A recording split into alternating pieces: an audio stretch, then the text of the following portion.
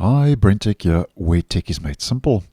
So currently in Microsoft Edge in the stable version, if you head up to your Copilot button in the top right of the toolbar and you hover over the Copilot button, as you can see, it opens automatically without having to click on the actual icon. Now this has been around basically since Microsoft introduced Copilot into the Edge browser. And I may have good news if you are like me and you actually don't like this auto hover feature, because I personally don't like things opening up automatically when I hover over them. So another example of that would be I've turned off the auto hover for my widgets board for Windows 11 and also the news and interest feed for Windows 10, just to give you two simple examples. Now in Edge Canary 135, which is the latest preview version, if we just head over to that quickly, the Copilot pane no longer opens automatically when you hover over the button. You have to click to open it, which I think is a much better change. So if you see, if I head up to that, nothing happens. No auto hover. I've got to click on that and then it opens.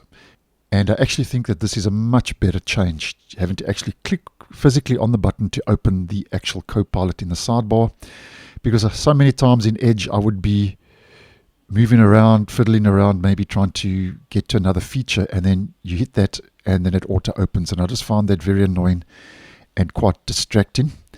And something else that is available that I'm not seeing yet in my region is if you right click. Now I'm not seeing this, but if you right click on the icon, there's an option in the context menu to open the app settings. So you can remove there'll be two options actually. One will be remove from sidebar, which I think is a nice step in the right direction.